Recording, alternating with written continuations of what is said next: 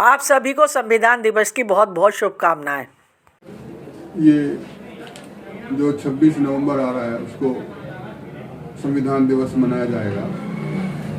तो आज संविधान को मनाने का मुख्य कारण ये है कि हमें हमारी जो जनता है, बहुत सारे लोगों को संविधान के जो प्रोविजंस हैं उसके बारे में जानकारी देनी ज़रूरत है और संविधान की जो मान्यताएं हैं उनको लागू किया जा रहा है, इस पर भी चर्चा की ज़रूरत है। और संविधान की जो दिवस जो मना रहे हैं उस पर क्यों उसका जो उसको लागू ना करके जो समस्या जनता के सामने आ रही हैं उन पर चर्चा करनी जरूरी है। तो हमारा संविधान का जो प्रियम्बल है, जो उसका प्राकथन है, उसमें संप्रभुता की बात होती है। हमारा संविधान धर्मनिरपेक्षता की बात करता है, जनतंत्र की बात करता है, समाजवाद और सोशल जस्टिस की बात करता है। और उसमें 7 मूल अधिकार भी दिए हुए हैं, जैसे समता का, समानता का अधिकार, आज़ादी, बोलने लिखने पढ़ने की आज़ादी और यूनियन बनाने की आज़ादी। और वो कहता है कि डिसेंट लाइफ भी हमारा होना चाहिए, डिसेंट लाइफ, एक सुंदर और बढ़िया लाइफ जीवन होना चाहिए। और वो धर्म का अधिकार की भी बात करता है हमारा संविधान, कि धर्म आप मान भी सकते हैं और धर्म कुछ वो नास्तिक बनने की बात भी करता है। अगला धर्म है। और जो हमारा जो संविधान है उसमें मुख्य बात यह है कि वो मनुवाद और वर्णवाद का पूरी तरह से निषेध करता है भारतीय संविधान।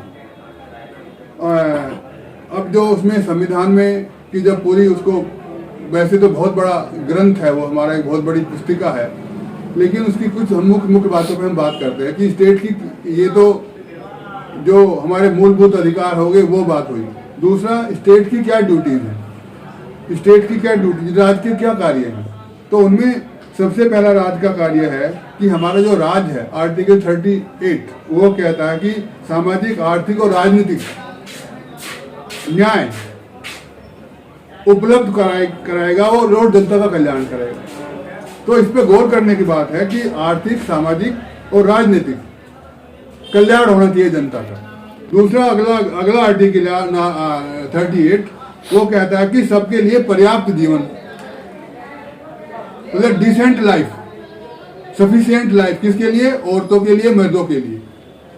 और अगला जो वो और धन का केंद्रीकरण नहीं होना चाहिए। और अगला कहता है कि समान काम का समान वेतन मिलना चाहिए।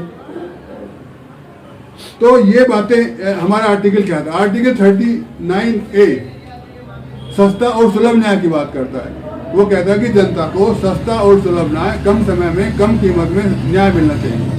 आर्टिकल 41 कहता है, ये बहुत महत्वपूर्ण है, कि शिक्षा का अधिकार, कि सबको शिक्षा का अधिकार है, सबको वृद्धावस्था, बेरोजगारी और बीमारी से निजात पाने का अधिकार है। मतलब इस पे गौर करने की जरूरत है।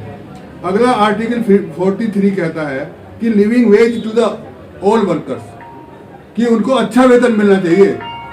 जो हमारे मजदूर हैं उनको फेयर वेज, लिविंग वेज मिलना चाहिए, ताकि उनकी जिंदगी को वो सही से निर्वाह कर सके, अपने बच्चों को पाल सके, अपने परिवार को पाल सके। आर्टिकल 46 कहता है कि SC, ST और जो OBC वीकर सेक्शन है उसकी शिक्षा, स्वास्थ्य, आर्थिक स्थिति का विशेष ध्यान सरकार देगा। अगला कहता है कि इनको किसी भी, इनका वो आगे कहता है कि इनका किसी भी प्रकार से शोषण नहीं होगा। मतलब जो SC हैं, ST हैं, OBC हैं, उनके शोषण पे सब मुकम्मल रोक लगाता है हमारा संविधान।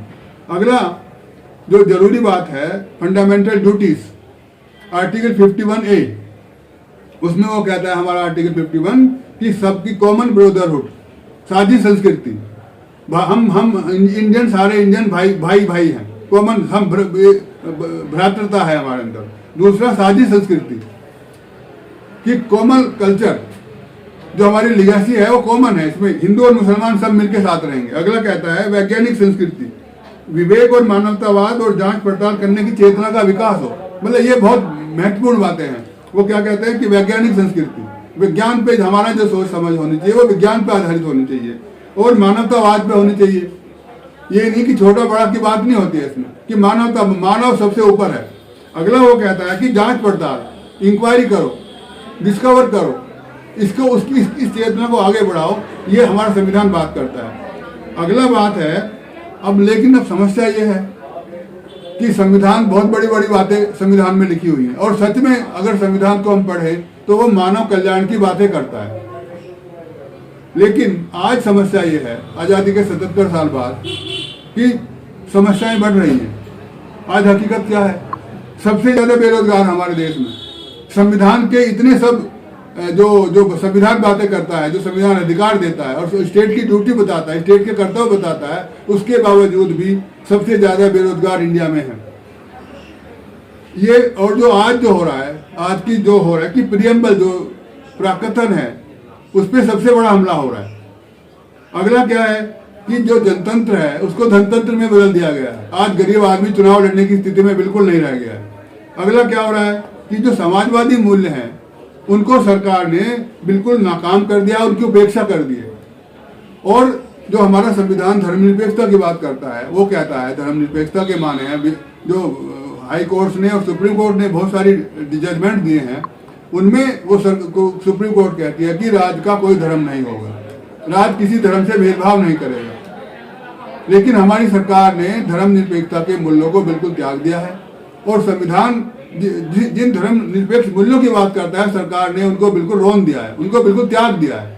और अब सरकार बिल्कुल धर्मांधता पे आ गई है, अंधविश्वास फैलाने पे आ गई है, देवी देवता और भगवान को ला रही है। अगला जो समाजवादी मूल्य है, हमारा संविधान कहता है कि बिना समाजवादी मूल्यों को लागू किए हमारे देश का कल्याण नहीं हो सकता, हमारी जनता का भला नहीं हो सकता, उसका विकास नहीं हो सकता है। तो सरकार ने एक जानबूझ के उसको समाजवादी मूल्यों को बिल्कुल त्याग दिया है। समाजवादी मूल्य क्या कहते हैं? समाजवादी मूल्य कहते हैं कि सबको शिक्षा मिले, सबको रोजगार मिले, सबको